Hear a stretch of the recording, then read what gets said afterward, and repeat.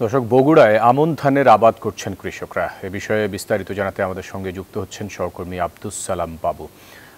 বাবু, আমন ধানের ফলন কেমন হয়েছে আর এ নিয়ে কি বলছেন কৃষকরা?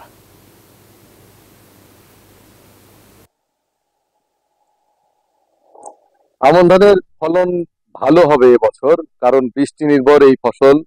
প্রতি বছরই রেকর্ড পরিমাণ জমিতে চাষাবাদ হয় বগুড়া জেলায়। শস্য ভান্ডার খ্যাত বগুড়া জেলা, এবছরও তার ব্যতিক্রম হয়নি।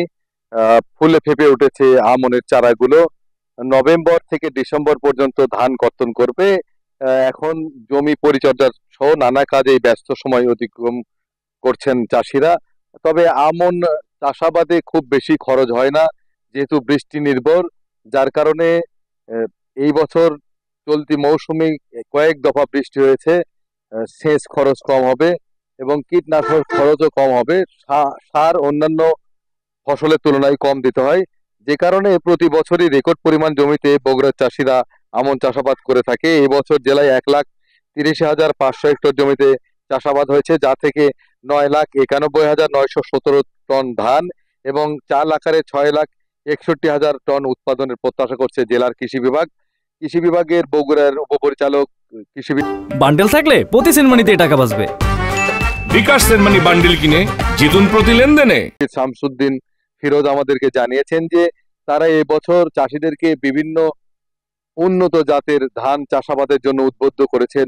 চাষিরাও আগ্রহী হয়েছেন। জেলার বিভিন্ন উপজেলায় ও হাইব্রিড জাতের যে ধান, যেটা উচ্চ ফলনশীল, তা চাষাবাদ করা হয়েছে। বিশেষ করে এমনি সময়ে আমন ধান 16 থেকে 18 মন, 20 মন বা 25 মন পর্যন্ত সর্বোচ্চ পাওয়া যায়। তবে উচ্চ ফলনশীল যে জাত এবার চাষাবাদ হয়েছে, সেটা কমপক্ষে 28 মন এবং 30 মন পর্যন্ত ধান পাবে চাষিরা। কৃষি বিভাগ বলছে যে তারা আমন এবং আউশ চাষাবাদে বেশি উৎসাহিত করছে, যেহেতু বৃষ্টি নির্ভর ফসল এবং সার কীটনাশক অন্যান্য ধান চাষাবাদের চাইতে কম লাগে। সেক্ষেত্রে চাষিরা এখানে লাভবান হবে। এর পাশাপাশি জৈব সার ব্যবহার করা এবং বালাইনাশক ব্যবহার করার কথা তারা বলছেন, যে একটা সময় প্রাকৃতিক উপায়ে যে চাষাবাদ করত চাষিরা, সেই বিষয়টি আবার চাষিদেরকে উদ্বুদ্ধ করা হচ্ছে।